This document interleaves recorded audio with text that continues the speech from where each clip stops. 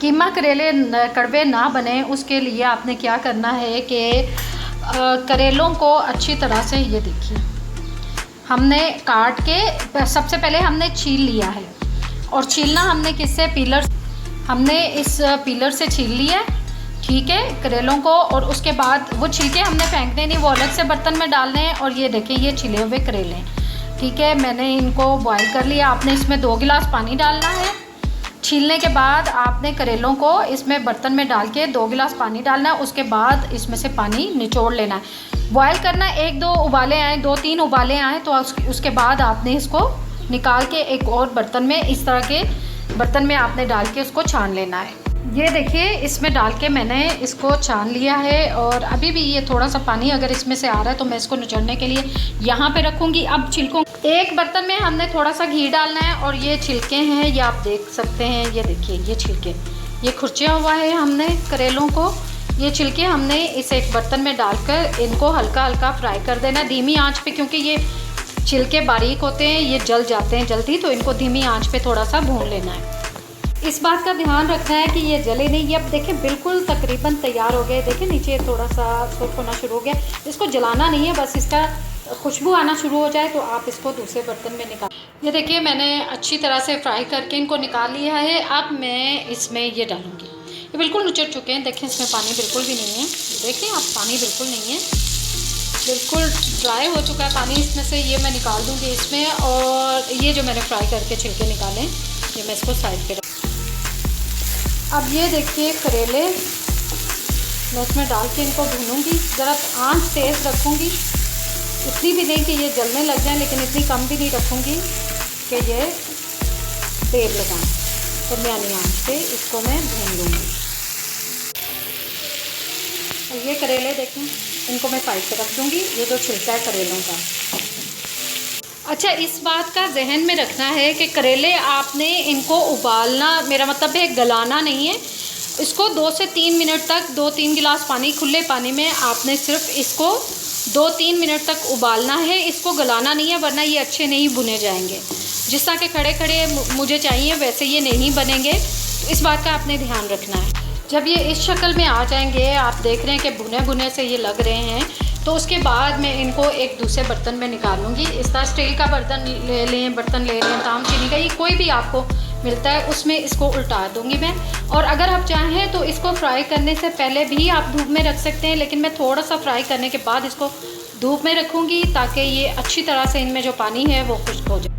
ये मैं कम से कम घंटे 1.5 के लिए मैं इसको धूप में रख दूँगी। अब जी कीमा करेले बनाने के लिए ये देखें हमने करेलों को बड़ी अच्छी तरह से भून लिया था। उसके बाद मैंने इसको ड्राई कर लिया था। आप इसको पहले भी कर सकते हैं, पहले आप धूप में रख के उबालने के बाद इसको धूप में रखने के बाद आप इससे तल सकती हैं। लेकिन अगर पहले आपने तल लिया है मोटा मोटा सा, हल्का हल्का सा, तो उसके बाद भी आप इसको धूप में रख सकती हैं।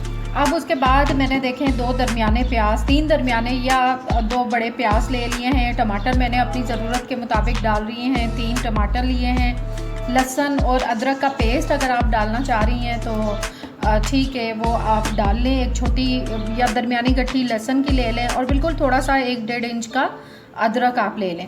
और सब्ज़ मिर्चें भी हैं, मैंने चूँकि इसको जूसर में डाल के ब्लेंड करना है तो इसी वजह से मैंने काटा नहीं है, मोटा मोटा हर चीज़ काटी हुई है। लहसुन भी वैसे ही रहने दिया।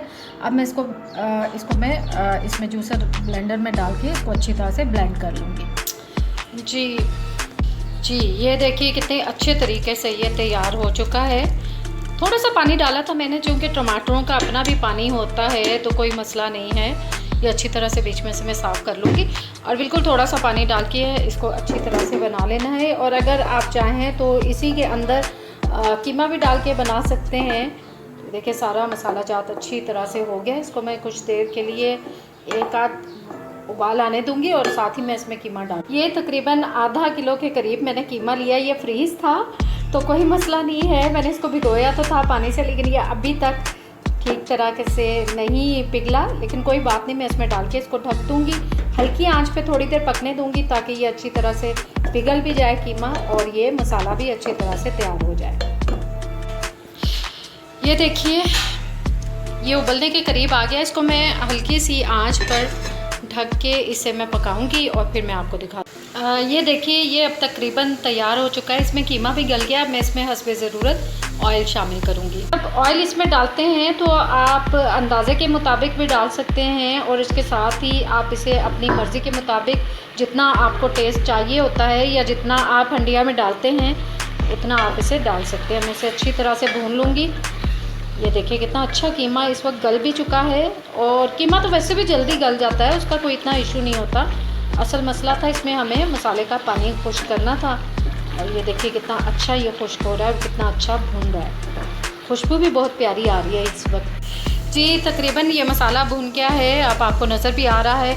मैं इसमें ये मैंने रखी हुई है सुर्ख मिर्च, हाफ़ टी स्पून है, और इसके साथ दादल मिर्च, सुर्ख मिर्ची दादल या चिली फ्लेक्स है, ये भी आधा चाय का चम्मच है। नमक है 1 खाने का चम्मच है।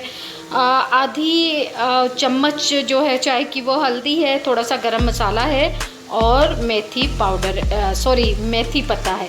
अब ये मैं इसमें डाल दूँगी सारे मसाले और इसे अच्छी तरह से मिक्स कर लूँगी। ये तकरीबन हंडिया अपने भुनने तक आ गई है, और अब इसकी महक जो है वो 2 चंद होगी है। बस इसको मैं कुछ देर तक भूनूंगी, और उसके बाद मैं इसमें ये करेले जो मैंने भून के रखे थे ये डाल लूँगी।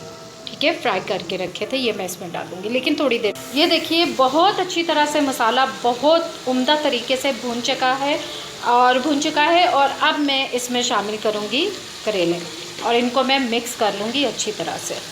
ये देखें बिल्कुल 2 से 3 मिनट भूनना, क्योंकि करेले पहले ही फ्राइड थे और कीमा जो है वो भून चुका था। तो बस हमने इनको डाल के मिक्स करके चूल्हा बंद कर देंगे, लेकिन साथ ही ऊपर से इसके सब्ज़ धनिया भी काट के डाल सकते हैं आप, और इसके साथ बस ऊपर से इसको ढक दीजिए और इसको दम पे रख दीजिए कोई 2-4 मिनट, और उसके बाद आप इसको इस्तेमाल कीजिए, खाइए। फिर ज़रूर मुझे इसका टेस्ट बताइएगा कि आपको कैसा लगा। बहुत शुक्रिया जी। मुझे लाइक कीजिए, कमेंट्स कीजिए और सब्सक्राइब कीजिए मेरे चैनल।